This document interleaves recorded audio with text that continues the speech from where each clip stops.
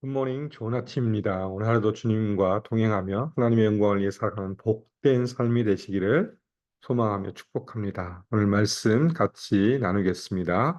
베드로 전서 4장 1절부터 11절 말씀입니다. 베드로 전서 4장 1절부터 11절 말씀입니다. 그리스도께서 이미 육체의 고난을 받으셨으니 너희도 같은 마음으로 갑옷을 입으라 삼으라.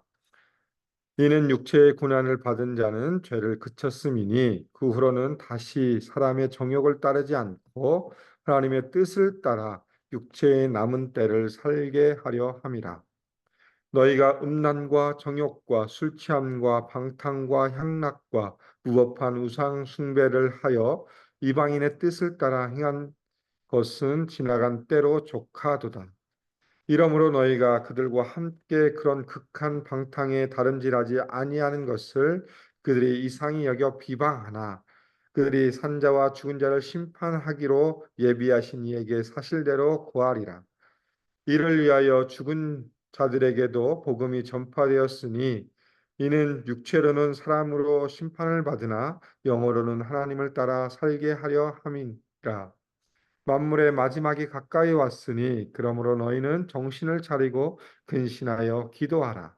무엇보다도 뜨겁게 서로 사랑할지니 사랑은 허다한 죄를 덮느니라. 서로 대접하기를 원망 없이 하고 각각 은사를 받은 대로 하나님의 여러 가지 은혜를 맡은 선한 청지기 같이 서로 봉사하라. 만일 누가 말하려면 하나님의 말씀을 하는 것 같이 하고 누가 봉사하려면 하나님이 공급하시는 힘으로 하는 것 같이 하라. 이는 범사에 예수 그리스도로 말미암아 하나님이 영광을 받으시게 하려 함이니 그에게 영광과 권능이 세세에 무궁하도록 있느니라. 아멘. 오늘 우리가 살펴볼 말씀은 베드로전서 4장 1절부터 11절 말씀입니다. 어제 살펴봤던 3장 18절부터 22절 통해서 사도 베드로는 그리스도의 고난이 승리였다는 것을 논증하였습니다. 그리고 그 논증과 더불어서 이제 4장이 시작하면서 그리스도인의 삶이 그리스도의 삶과 어떻게 연결되어 있는지를 설명합니다. 1절에 보면 이렇게 시작하죠. 그리스도께서 이미 육체의 고난을 받으셨으니 너희도 같은 마음으로 갑옷을 삼으라. 그리스도의 고난을 통해서 이미 승리하였기 때문에 너희가 이 땅을 살아가면서 비록 고난 가운데 있고 박해 가운데 있지만 예수 그리스도의 그 마음, 그 같은 마음으로 갑옷을 삼으라. 여기서 마음, 이 마음이 해당하는 헬라어의 의미는 관점, 생각입니다. 무슨 관점이냐? 이후에 설명하죠. 1절 후반부 보면 이는 육체의 고난을 받은 자가 죄를 그쳤음이라. 고난을 통해서 죄를 거부하고 죄를 이기는 길이라는 그 관점을 따라서 예수님이 걸어오신 그 길, 예수님이 살아오신 그 고난의 길을 통해서 너희가 그 길을 살아가고 그것을 통해서 갑옷을 삼으라라고 이야기합니다. 갑옷이 의미하는 것은 무엇일까요? 그것은 바로 성도의 믿음 생활, 우리가 신앙 생활하는 그것이 바로 영적 전투임을 분명하게 의미합니다. 갑옷을 입을 때가 언제이죠? 전쟁할 때, 전투할 때인 것처럼 우리가 그리스도의 마음, 그리스도의 그 고난을 통해서 주신 그 놀라운 은혜, 그 마음을 품고 이 고난을 통해서 죄를 이기고 승리한다는 그 마음을 통해서 우리가 갑옷, 영적인 전투에서 승리한 것을 분명하게 베드로는 우리에게 말씀해 주고 있습니다. 그러면서 2절을 통해서 이렇게 설명합니다.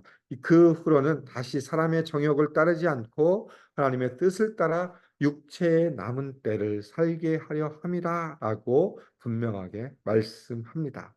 우리가 그리스도의 고난을 따라서 우리가 그 마음을 같은 마음으로 갑옷을 입고 살아간 삶의 모습은 육체의 정욕, 사람의 정욕을 따르지 않고 하나님의 뜻을 따라서 우리가 언제 하나님 앞에 나아갈지 모르지만 그 남은 때, 육체의 남은 때를 살아가기 위해서 이렇게 하는 것이다. 그러면서 3절에 다시 한번 육체의 때, 사람의 정욕을 설명합니다. 너희가 음란과 정욕과 술 취함과 방탕과 향락과 무법한 우상 숭배를 하여 이방인의 뜻을 따라 행한 것은 지나간 때로 족하도다. 너희가 지금까지 살아왔던 이전의 삶의 모습, 사람의 욕심, 사랑의 정욕을 따라 살아왔던 삶의 모습이 여러 가지 모습이었지만 이것이 다 이방인의 뜻이었다. 이 베드로가 이야기하는 이방인은 그리스도를 알지 못하는 사람들을 의미합니다. 결국 자신의 욕심대로 자신의 욕망을 채우기 위해서 살아간 삶의 모습을 이미 너희는 지나간 때로 족하다라고 이야기하죠.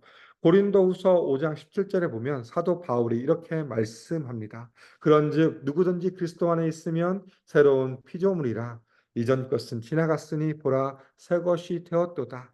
사도 베드로도 바울과 마찬가지로 너희가 예전의 습성은 이미 지나간 때로 족하다 끝났다. 그러니까 이제는 너희가 그리스도의 마음을 품고 살아가면서 어떤 삶의 모습 가운데 살아가야 되냐? 하나님의 뜻을 따라서 육체의 남은 때를 살아가야 된다라는 것을 다시 한번 분명하게 말씀해 주고 있습니다. 그러면서 4절과 6절을 통해서 너희가 이런 삶을 살아갈 때는 분명히 사람들을 향하여 사람들로 인해서 많은 비방과 많은 그 손가락질을 받을 수 있지만 그러나 그것을 견뎌라라고 분명하게 다시 한번 이야기합니다. 하나님의 뜻대로 살면 또 가족들이나 또 같이 일하는 사람들 또 공동체를 통해서 분명하게 비난을 받을 수 있습니다. 왜? 그 당시 문화를 보면 다신론의 시대였습니다.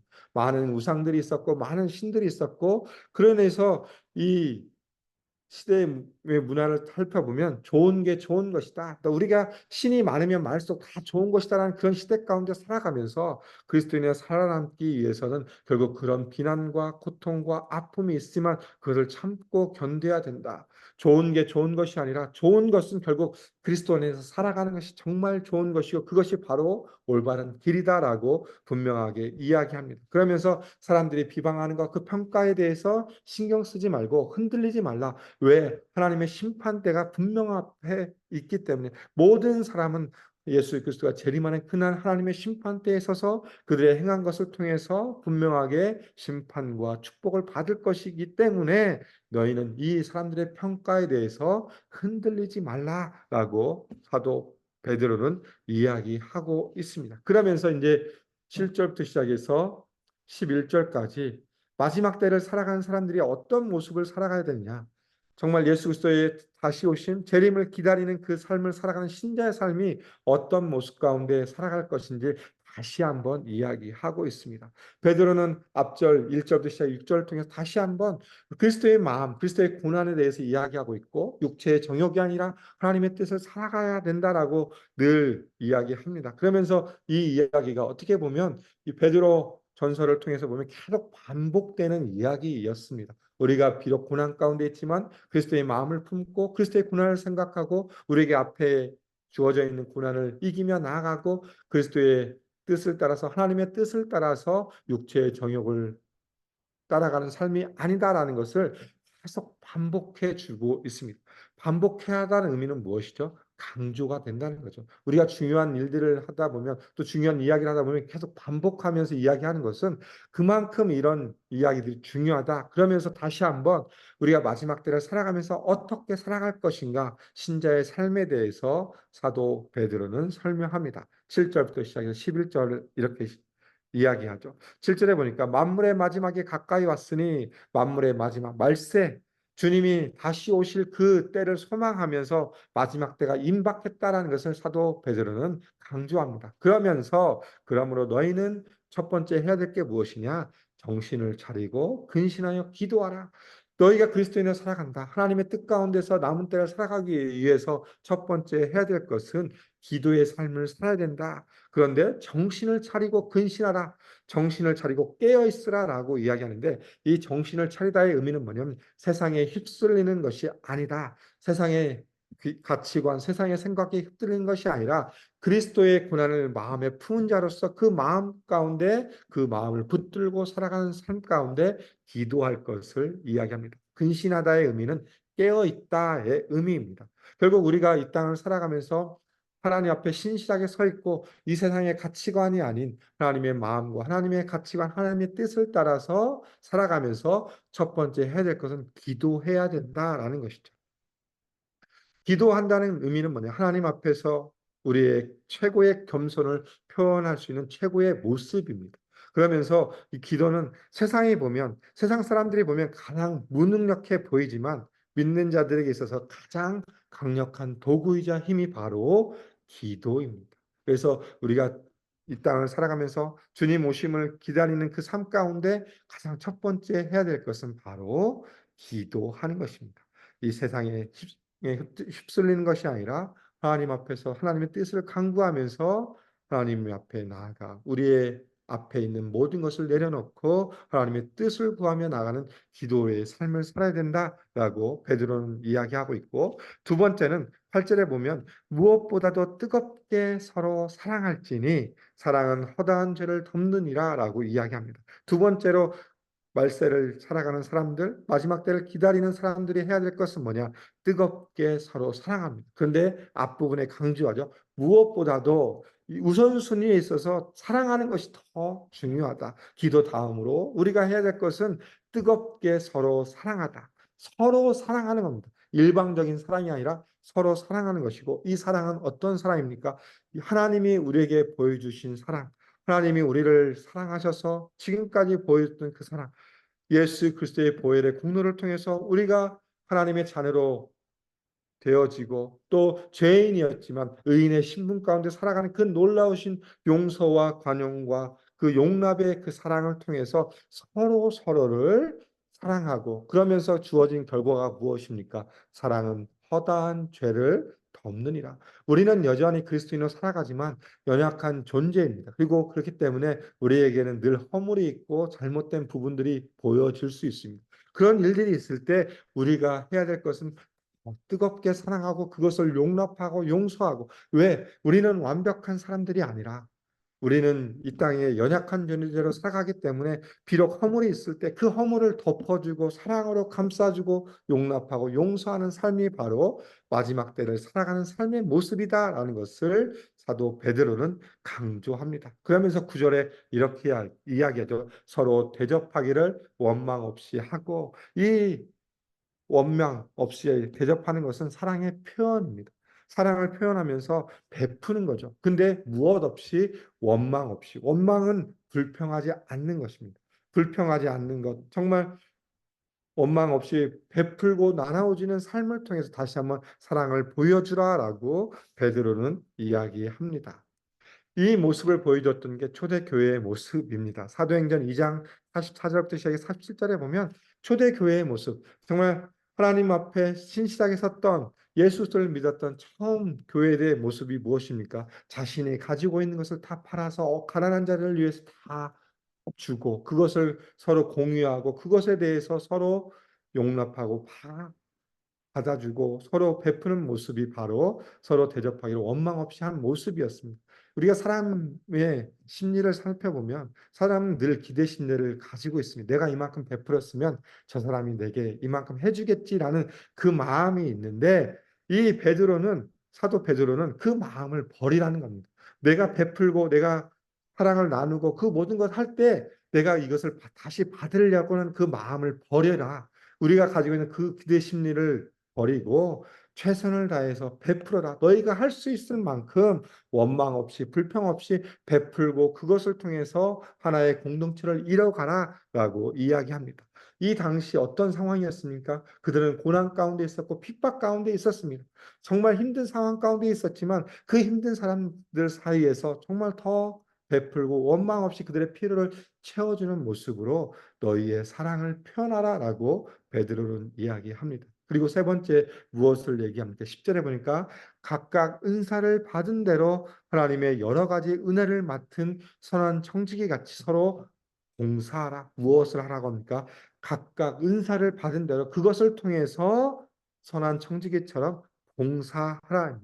은사는 무엇입니까? 하나님이 우리에게 주신 선물입니다.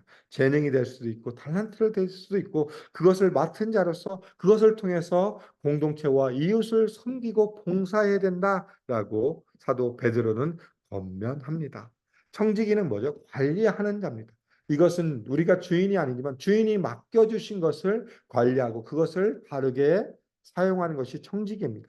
하나님이 우리를 사랑하셔서 우리가 그리스도인이 되었을 때 우리에게 은사를 주셨습니다. 하나님의 선물을 주셨고 그 은사를 통해서 사용하는 것은 다른 사람들, 교회 공동체와 이웃을 섬기기 위해서 주신 것이기 때문에 그것을 통해서 봉사할 것을 사도 베드로는 이야기합니다. 각자에게 주신 여러 가지 달란트들이 있죠. 또 여러 재능들이 있고 은사들이 있습니다. 그것을 통해서 공동체를 섬길 것을 이야기합니다. 그러면서 그것을 다시 한번 설명합니다. 11절 상반절에 보면 만일 누가 말하려면 하나님의 말씀을 하는 것 같이 하고 누가 봉사하려면 하나님이 공급하시는 힘으로 하는 것 같이 하라. 너희가 주신 은사를 통해서 일할 때 어떻게 해야 되냐? 두 가지 예를 듭니다. 말할 때 어떻게 해야 되냐? 하나님의 말씀을 하는 것처럼 하고 내 말이 아니라 하나님의 말씀을 따라서 그 말씀을 가지고 해야 되고 봉사할 때 어떻게 해야 되냐? 내 힘과 능력이 아니라 하나님이 공급하시는 힘으로 성령이 주시는 그 능력을 힘입어서 해야 된다. 이것을 통해서 교회 공동체를 세우고 또 이웃을 섬기며 나아가야 될 것을 분명하게 선포하고 권면해 주고 있습니다. 그러면서 이 세 가지를 통해서 주어진 기도하는 것, 사랑하는 것, 봉사하는 것을 통해서 결국 우리가 추구하는 것이 무엇이냐? 11절 후반부에 있습니다. 이는 범사에 예수 그리스도로 말미암아 하나님의 영광을 받으시게 하려 함이니 그에게 영광과 무궁이 세세에 무궁하도록 있느니라. 우리가 이렇게 살아간다. 말세 이 마지막 때를 살아가면서 우리가 이 신자의 삶을 살아가면서 그 삶을 통해서 누구의 영광을 위해 살아가느냐? 하나님의 영광을 위해서 살아간다라고 사도 베드로는 결론을 내리고 있습니다. 우리가 이 땅을 살아가면서 어떤 삶의 모습 가운데 살아갈 것인지 다시 한번 생각해 봤으면 좋겠습니다. 우리가 그리스도인으로서 예수 그리스도의 십자가의 보혈의 능력을 통해서 하나님의 자녀로 하나님의 백성으로 살아가면서 우리에게 주어진 하루하루의 삶을 살아갈 때 우리가 이 땅을 어떻게 살아갈 것인지 다시 한번 생각해 봤으면 좋겠습니다. 그러면서 첫 번째는 무엇이냐? 그리스도의 주권을 인정하면서 우리가 그 기도와 또 사랑과 또 봉사의 삶을 통해서 공동체와 이웃을 삶을 섬김으로 하나님의 영광을 위해 살아가는 삶이 바로 우리가 이 땅을 살아가는 삶의 모습이라는 것을 기억하셨으면 좋겠습니다. 오늘 말씀을 정리하면 그리스도의 고난을 기억하면서 하나님의 뜻 가운데서 남은 때를 살아갑니다. 살아가는 삶이 우리 그리스도인의 삶의 모습이 어떤 모습 가운데 기도하는 것. 깨어서 근신하며 기도하고 서로 뜨겁게 사랑하고 또 하나님이 주신 그 은사를 통해서 서로 봉사함으로 누구를 위해서 살아가는 삶의 모습입니까? 하나님의 영광을 위해서 살아가는 삶이 바로 오늘 우리의 삶임을 다시 한번 기억하셨으면 좋겠습니다. 우리에게 주어진 오늘의 삶을 통해서 우리가 하나님 앞에 신실하게 서서 기도함으로 또 사랑함으로 봉사함으로 하나님의 영광을 위하가는 귀한 복된 삶이 되시기를 주님의 이름으로 소망하며 축복합니다. 기도하겠습니다. 하나님 감사합니다. 오늘 또 베드로 전서 4장의 말씀을 통해서 우리가 이 땅을 살아가면서 그리스도의 고난 그 승리하신 그 놀라우신 은혜를 통하여서 그 마음을 품고 또 갑옷을 입고 이 남은 때를 하나님의 뜻 가운데 살아가는 삶의 모습 어떻게 살아갈 것인지 살펴보았습니다. 하나님 우리가 정말 깨어서 기도함으로 또 뜨겁게 사랑함으로 또 하나님이 주신 은사를 활용하여 봉사함으로 하나님의 영광을 위해 살아가는 삶이 될 수 있도록 우리의 삶을 붙들어 주시며 인도하여 주시고 우리 안에 늘 예수 그리스도의 그 주권을 인정하는 그 마음 가운데 또 우리의 믿음과 행함으로 사랑을 표현하고 또 신실하게 서서 몸된 교회와 또 우리 옆에 있는 이웃을 섬기는 귀한 삶이 될 수 있도록 오늘 하루도 성령께서 함께해 주시며 인도하여 주시옵소서. 주님 감사합니다. 예수님 이름으로 기도드립니다. 아멘. 이 시간 우리 합심으로 같이 기도하겠습니다. 오늘 말씀을 기억하시며 다시 한번 우리의 믿음을 하나님 앞에 올려드리겠습니다. 더 깊이 기도하며 또한 더 옆에 있는 사람들을 서로 사랑하며 또 내게 주신 은사를 통해서 이웃과 교회 공동체를 섬기는 귀한 삶이 될 수 있도록 위에서 기도해 주시고 두 번째 기도해 주실 것은 우리 교회 비전입니다. 예산책 AKPC 말씀 제자 미션을 공동체로 우리 교회가 아름답게 세워질 수 있도록 위에서 기도 부탁드리겠습니다. 세 번째는 VBS를 위해 기도 부탁드리겠습니다. 마지막 날입니다.